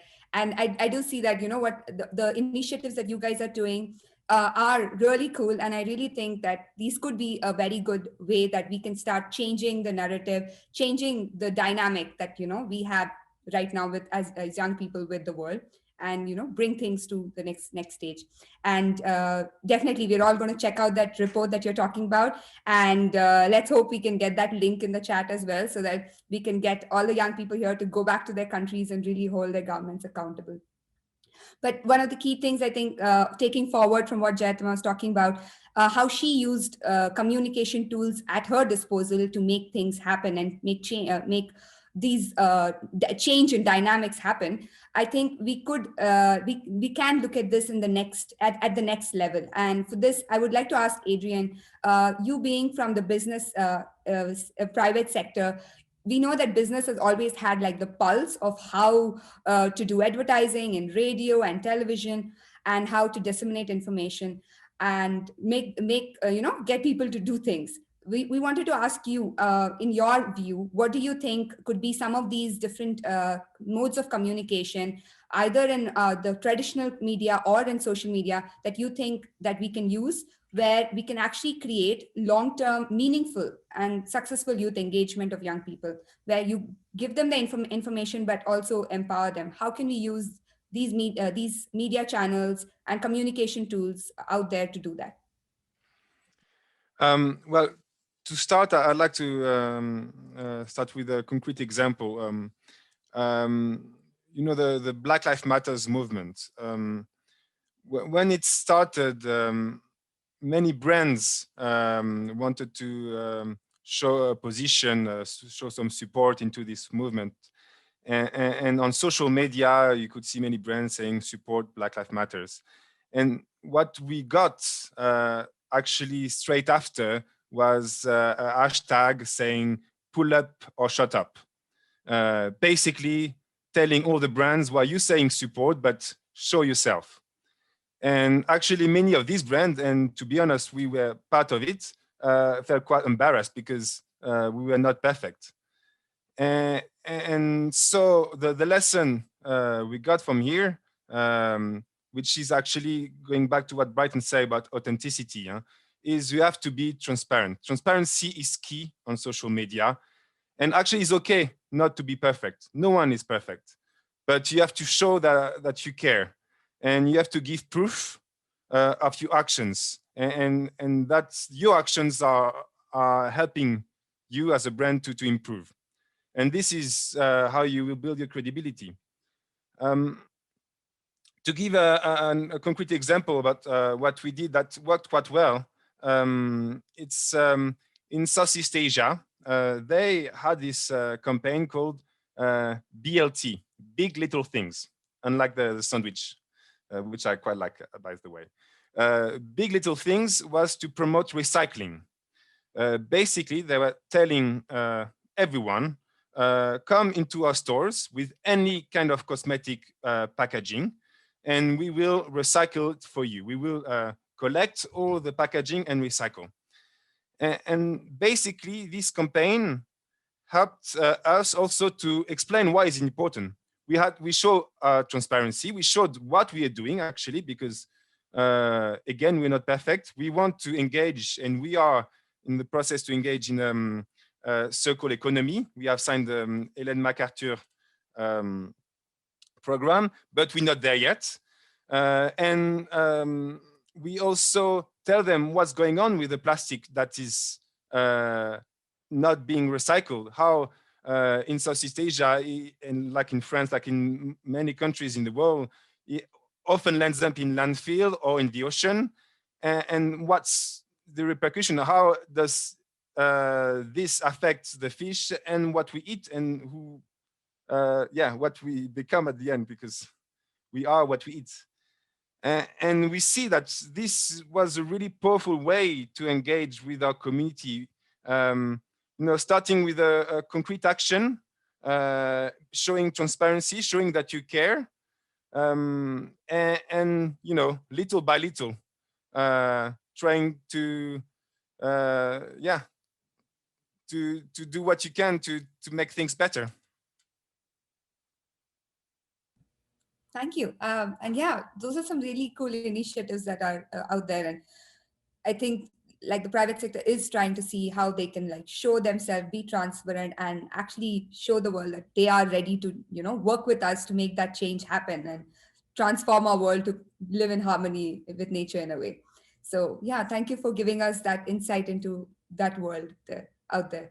I think, thank you for that. And I would like to now turn to Ron. And here, now that we've heard from so many amazing people, and Ron, you being one of the last speakers right now, I thought it would be good to ask you how you think we could bring this back, how you think all that was being said today could be brought back to your work right now, and how you're already engaging young people, and how you think that could change. Specifically, maybe you could talk about what you see could support in removing the barriers that exist with youth engagement and employment today. Okay, thank you. And can I just take an opportunity first to say thank you for a wonderful opportunity to participate in this panel and hear such articulate, experienced, and smart people talk about something that's so important to us all. And could I also do a shout out to some brilliant young Parks Canada employees who participated in organizing this and work in a lot of conservation programs. So shout out to Marie-Philippe, Isabella, Joe, Blake, Anna, and Elise, along with so many others who are on the line and people asking questions in the chat as well. What a privilege. So to your question, you know, one of the things I take away from this is the need to model good behavior, if I can put it that way. You know, there's very little value of engaging youth if we don't listen to them, and if we don't empower them and help them take on positions of responsibility and leadership to actually affect the kind of change that they are trying to bring and that we need them to bring. And so let me give a couple of examples of things that we do. First of all, one important area of work for Parks Canada and for all Canadians because of our history and our constitution, et cetera, is working with Indigenous groups towards reconciliation, towards making things better in healing the lost connections to the land from things that have happened in Canada in the past. And, you know, in terms of engaging Indigenous youth, we have on the land guardian programs. We have ways of integrating Indigenous knowledge into Western science, where elders and Indigenous youth can help bring forward and teach us their traditional ways and their Indigenous knowledge. And so that's one way we work in partnership with Indigenous groups for better conservation outcomes. In terms of enhancing and supporting youth engagement and removing barriers to youth employment, there's a couple of things we do, and they're quite important. One, the Government of Canada requires gender-based analysis plus on all of our programming and activities, et cetera, and the plus goes to all of those other equity-seeking groups. And so we really do try to put greater emphasis, including for youth, on hiring racialized people, persons with disabilities, minority groups, and making sure that they have the opportunity to take on positions of leadership within our organizations. We have about 5,000 full-time employees, and then in the summertime, we hire about 2,000 university students. And so we're getting that youth DNA baked into our activities all the time, and a lot of them end up joining us, some of which you have met already and that I've already named. We are also trying to make sure that when we do recruit youth, we keep them with us by earning and maintaining their trust. One, by giving them opportunities for growth and leadership and development, but two, on a more human scale, to make sure that the diversity that we have tried to recruit is respected and honored and acknowledged and given its proper voice in the organization. And so recently we have created the Parks Canada Equity, Diversity and Inclusion Council, which has champions for a variety of equity-seeking groups to give voice to their concerns and contributions within the agency, and to look at, through that lens, at how our programming for the public and for youth and for everyone is being applied more equally. And we think by doing that, we're going to get better outcomes, and we're going to get the youth in, we're going to keep them. And then the key is as well to actually give them meaningful work with real outcomes that make real contributions. And so we do that within the agency on a lot of our work, but also internationally. We're supporting Nature for All, that allows youth to take on leadership roles and make a difference. The World Conservation Congress and the lead up to that, the 5th International Marine Protected Areas Congress, Impact 5, which will happen in Vancouver next June, and some international climate change work that we're doing as well. We think by modeling good behavior of hiring them, giving them paid employment, and giving them a real voice at the table, that we will continue to grow that culture of conservation and allow them to play the leadership role that they can and want to play. Thank you, Ron. And it's incredible the way you are ensuring that young people are given a seat at the table and can engage in effective decision making with you. And I really think what you guys have as a department for equity, inclusion, and diversity, the way you call it, is something that we all should think about as having in all our spaces, so that we always ensure that these are key elements that we take into account while doing our activities and projects. So thank you for sharing with us all those exciting work that Parks Canada is doing. I think now we are kind of coming to an end to our amazing panel and all the amazing things you guys have told us about. But because our panel and panelists and speakers have been so amazing to keep to time, we have a really nice chance here today to actually hear from all these amazing thousands of young people who have joined us. There are several of them who have given us questions, and they would like to ask you those questions. So I'm going to go over a few of them, and I could recommend any of you who are interested in answering it to maybe raise your hand, and then you can take the floor. Cool. Okay. So the first question we have for you guys is from Andrea from El Salvador. She asks, what mechanisms have been created so far for a real inclusive participation of youth in your institutions? Adrian? We have started a few months ago something called, in French, Fresque du Climat. In English, it's a climate collage. It's a kind of it's a game, basically, an interactive game that you can play with everyone, and on in digital you can now do it remotely. And basically, it's when you properly moderate it, it's an opportunity for one moderator, an expert, and maybe around 10 people to really discuss deeply about the consequences of our behavior in climate change. And I found it a great opportunity to actually, going back to inclusive, to listen to everyone's voice, the youth, but actually all generations. And it proven to be super successful, also to engage all the company behind this fight for climate change. Great. Jatama, would you like to add to that? Yes, maybe 3 examples of how through my work we've tried to do that. First one, and I think the most important one, is, as I said, the Secretary General has launched a youth strategy for the UN, and we've been very sort of conscious to include young people in the formulation and the implementation and the accountability part of the youth strategy. So the highest level body that is currently in the UN in evaluating the progress of the youth strategy is something called the High Level Steering Committee, and it's made up of high-level UN officials representing different UN agencies, funds, and programs that are responsible for the implementation of this strategy.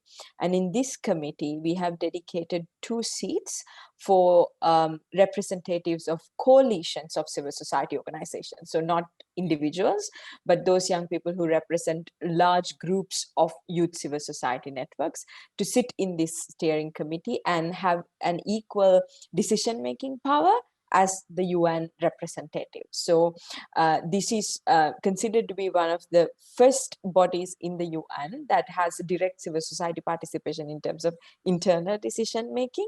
And we're very happy that we could do this in the youth space itself.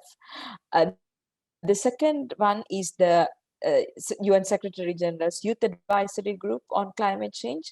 We have a group of young people advising the UN Secretary General directly on the implementation of his climate strategy. They meet with the Secretary General every quarter and with the Deputy Secretary General every quarter and with myself and the Assistant Secretary General for Climate Action every month. And they give us feedback, very raw, honest feedback as to the progress or lack of progress that the UN is making in terms of translating some of our responsibilities or commitments into action. And this has also been a really great way for us to engage directly with young people across a wide variety of issues that come under climate action. The third one is a different modality, so it's not necessarily through representation, making their voices heard through representation, but a platform that we launched called Reach Not Preach, which is an online platform where we actually proactively reach out to youth organizations working on issues like climate action, environmental conservation, those who are not always a part of UN processes. So for an example, those who might not be part of the intergovernmental processes as self-organized youth constituencies, but those who are doing their activism and doing their work outside of that space, but pretty much contributing to that same goal. So we are trying to reach out to them proactively and get them to take over the Reach Not Preach platform for a month. And we ask them to publish their opinion. We ask them to talk about their issues and build networks with other organizations in this space. And even though it's a UN convened platform, we do not filter or we do not edit what they write. So this is created as a safe space where they can actually express their unfiltered opinion, which sometimes also targets constructive criticism towards their own governments when it comes to implementing climate commitments. So there's many more, but I thought these three are maybe the most interesting ones for this space. Yeah, absolutely. I think they were quite interesting. Brighton, would you like to answer this question? Because there are quite a few more questions that our speakers, our amazing participants have sent us. Okay, thank you for that. Yeah. Cool. So let me go to the next one, which is for IUCN. I think the next could be definitely what you could answer, Brighton, as well. We have a question directed to IUCN from Fidel Assemble. I'm sorry for the pronunciation of your name, but we have somebody from Cameroon who's asking, how will IUCN ensure that youth are actively impacting their communities after programs? I'm guessing he's talking about conservation programs.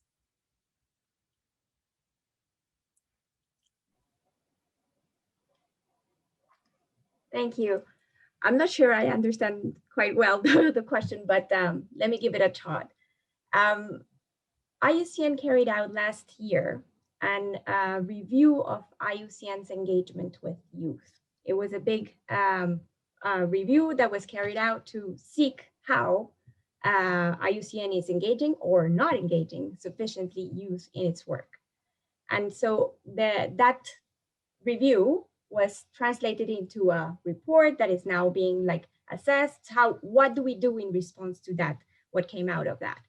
Part of the results that came out of that review were hinting precisely at what I think the question was alluding to, is how do we actually engage more in the conservation action work rather than only let's say at the headquarters level or at the programmatic level, but more at the field work, what we can do with youth in partnership with youth and for youth as a conservation organization like we are.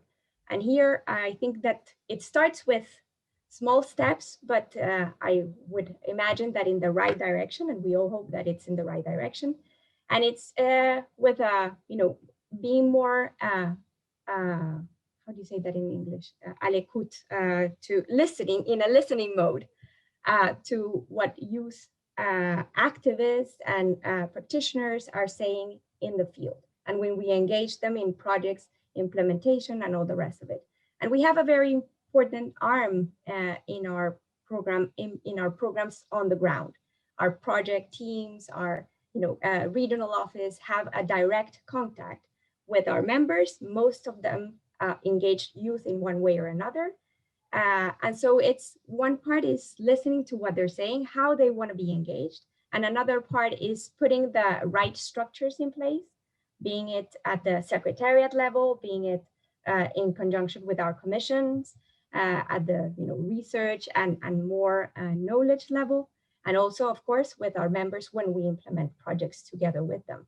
So I think that it's important there just to have a perspective of what is being said, what is being compiled, what is the feedback that we get, and how can we improve structurally how we respond to those requests from youth to be better integrated, more listened to and responded to in the way that IUCN engages with youth.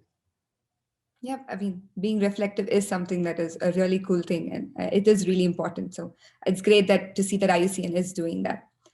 So for the next question, we have Salima, and she's from Canada, and I think this could be something, Brighton, you could answer for us.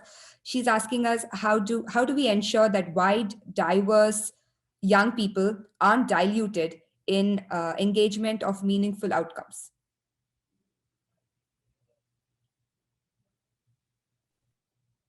Sorry, would you mind just repeating the question? Sure.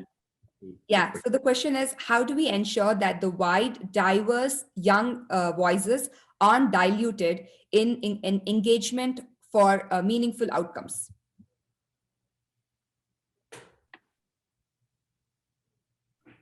Yeah, I think that's a very important question, and it reminds me of how relevant it is to, first of all, become aware of the fact that there's diversity. I think this is something Jayathma spoke about earlier, about recognizing the fact that there won't be any size-fits-all solution in terms of engaging young people. But also, most importantly, I feel situational awareness is what becomes critical to prevent that dilution of the diversity of young people. Being aware from the outset that we need to meet the needs of different diverse people and engaging them becomes the first step. Without that presence of awareness, then we discover that there won't be any existence of diversity in terms of engagement.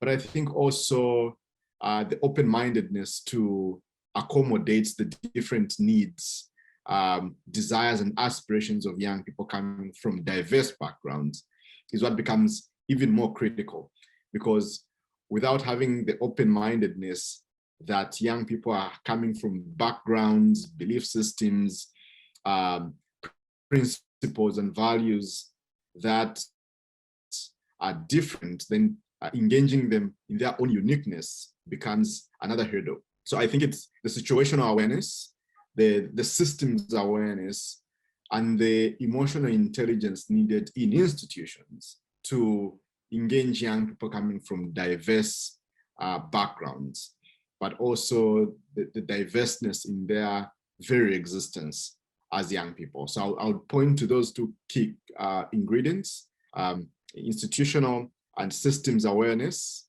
and situational awareness, and the open-mindedness to accommodate young people in their own uniqueness. Thank you. I'm going to the next question now, and this is from Siru from Fiji, and they're asking us, they're asking, given our current situation with COVID, the ongoing global climate crisis and the biodiversity crisis, what are we seeing and experiencing? What we are already seeing and experiencing, what are some of the practical strategies to ensure that investment on youth initiatives and capacities is not scaled back? And I think this is really critically hitting on the building back better concept and how we should ensure that they don't scale back youth initiatives, given the current pandemic we are in. I think any of you who's interested could answer this. Okay, Sonia? It's a very topical question, and I completely agree and feel forcibly that we have to do something not to have a step back in many senses, not only in terms of youth engagement or integration into everything that we do in society, but rather also managing how those impacts of COVID will impact in turn are the way that we consume, that we recover from this pandemic as a society, as economies worldwide. I am currently managing an IUCN initiative that is precisely looking at nature. It's called nature-based recovery, and it's looking at advocating for investments in nature and nature-based solutions up to at least 10% of the overall, investment in recovery packages. And I think that there, just by looking at the figures, you can see that impacts on youth have been humongous of this pandemic in terms of unemployment, mental health, access to education, access to opportunities altogether. So if we want to build back better or forward better in a way that takes into consideration nature as at its heart and invest in nature, we have to precisely invest also in the future and in youth, and have you all have a say in how those recovery plans are constructed, are deployed, how our governments are taking those decisions. I mentioned at the beginning that decision making and being including in those decision making processes is key. And in this particular setting, being part of the conversation moving forward and saying what is it that youth is ultimately not giving up on is essential. And I think that is where IUCN or other organizations like all of us out there can support that launching pad for saying youth are not compromising on education, we are not compromising on our health, on our opportunities, on jobs being created for us and given for us. So keep on knocking on the doors. Don't give up, and keep screaming as loudly as you can and using every opportunity, because there are people that are hearing out there and being able to provide you with those entry points. And I like to think that as part of that initiative that I just mentioned, we're also taking that youth dimension in investing in nature means also investing, of course, in the future of the world and in the young generations. Absolutely. Thank you for that. Jetma, would you like to respond as well? Quickly add into what Sonia said, and thank you, Seru, for that question. And I was, in retrospect, thinking maybe I should have spoke more about the impacts of COVID-19 on young people in my early interventions. You asked for strategies, and I can think of two. And the first one definitely is the need to emphasize the adverse and disproportionate impacts of the COVID-19 pandemic on young people. During the early days of the pandemic, there was this rhetoric, or rather narrative, that young people are immune to the virus, and that they're not the most vulnerable group. And of course, older people are more vulnerable. People with pre-existing conditions are more vulnerable to the health impacts of the pandemic. But young people are disproportionately vulnerable for the socioeconomic impacts of the pandemic. If you take, for an example, the millennial generation, when they graduated from schools and universities, they had to face the financial crisis of 2007, 2008. And now, as they're coming out of that economic shock, they're facing a second wave, or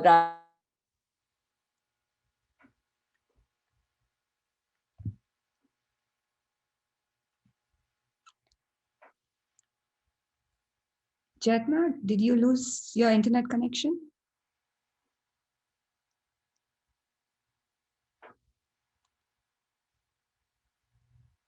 Yeah, it might be that she lost her internet connection and she's going to get it back in a minute. So then I think the best way for us is to move forward. We're close to wrapping up our session now, and I think Brighton, you would like to add on to what Jetma was saying, and maybe with that, if any of you would like to answer something that she had also mentioned earlier, which was about creating the safe spaces for young people. I think this is a growing concern that young people have right now, is how do we raise our voices without fearing for our life. And this is something which is we are trying to constantly talk about wherever we can. And I think it's very apt that a panel like this could even shed a little bit of light on that. So Brighton, maybe you could answer these two things just so that we can also explain to the young people here that, how can they be safe while they want to do what they want to do for the world. Yeah, absolutely. And I think it's about creating alliances. I always keep emphasizing the fact that to be able to create impact at scale as young people, when we look at examples of the past from Fridays for the Future and many other anecdotes we can pick, it has been born out of strong alliances with fellow peers and supporters that believe in the values and aspirations of whatever we're doing as young people. And I believe irrespective of where you are, you might be in Bangladesh, you might be in Malawi, you might be in South Africa, Kenya, you might be in the Caribbean, wherever you are, there are always individuals that align into your own values and aspirations and plans. So I think it's about creating strong alliances, bolstering alliances with those in your constituency to galvanize the needed supports to ensure that we create a safety net. But also it's relevant for institutions to create spaces where young people don't feel stigmatized, discriminated against, or sidelined for whatever reasons. So institutions also have a critical role to play. And as young people on the other side can galvanize alliances and build a strong movement. It's like building strong linchpins, with other organizations and other individuals in our constituencies that can help us galvanize the needed chains that can't be broken by any injustice or any other systems that have been created and are deeply entrenched in institutions. So number one, we need as young people to mobilize ourselves. We have the numbers, we have the technology savviness, we have the creativity, and these are not just mere words. These are things that we have, and we are already showing examples of how we are using this to our advantage. But also institutions need to create spaces where young people feel welcomed, where young people feel accommodated, and where young people feel like they are a part of the process and not just, by the way, people that are called to attend events and attend meetings. That won't bring about the engagements that we need. Yeah, but with that really awesome punchline ending that you have got the amazing conversation today to an end, Brighton. And thank you for all the amazing panelists who've come together today for this really enriching conversation. There couldn't have been a more amazing start to the IUCN's Global Youth Summit than you guys, steering the way and showing us a way towards successful youth engagement. We've learned so much today with all of you, from the values that are needed to be respected, to what we need to reflect about, what we need to take care, and what are some of the cool initiatives that are out there that, all these young people who are steaming in the chat and talking and booming with excitement could start engaging in. So thank you for each and every one of you who's made today's first intergenerational dialogue such an amazing, enriching experience for all of us. But let's not stop here. Let's make this Global Youth Summit all that it needs to be. This summit has such amazing content for all of you. And, to tell you that 1,300 of you are interested in being here means something. But I do have one personal message that I would like to share with everyone out there now. It is to say that from all that we've heard today, we also know, from what conversations I've been having with my peers, it is kind of clear that we all realize that we are inheriting a world that is damaged, and we feel responsible for it, but we also feel the burden of it. But while we feel this burden weighing on us, I think we should start realizing that we have a right for our future, and we have a right to fight for it. We need to start realizing that there is no better moment than right now in history where young people have the power. We have the stage, and we need to show the world that we can push, and we need to move with the world and push them to create that fundamental transformative change that we need for our future. And I want us, all of us here, to take this huge opportunity in this summit to come together for the next 10 days and, interact with each other, take this opportunity to work with each other and really make this happen together. And, that's where I would like to hope all of you guys have an amazing time in the summit. Invite all of you to definitely speak and participate in the hashtag Youth Speak Labs that are happening, share your experiences, and hopefully together we have the power. So let's make what the changes that are needed to create the world that we need to live in harmony with nature. Thank you to all of you. And I really hope from the bottom of my heart, I would love to wave back to all our panelists to say thank you. And I hope you enjoyed the summit with all of us as well. Thank you. Thank you, Tueta. Thank you. Thank you. Thank you. Thank you so much. And that was Sweta. Thank you so much. That was such a wonderful panel. I'm AY. I'm back here just to take this out. What an amazing group of people. I'm really happy to be here with you guys. I'm honored and super thankful for the invite opening up the summit today. So just a huge special thanks to IUCN for making this happen. I think it's safe to say that at this point, we are all change makers now. So let's make sure we plug into this summit all week long to equip ourselves to make concrete actions and change the world around us. So this is just the beginning, everyone. We have these next 10 days to truly move the needle.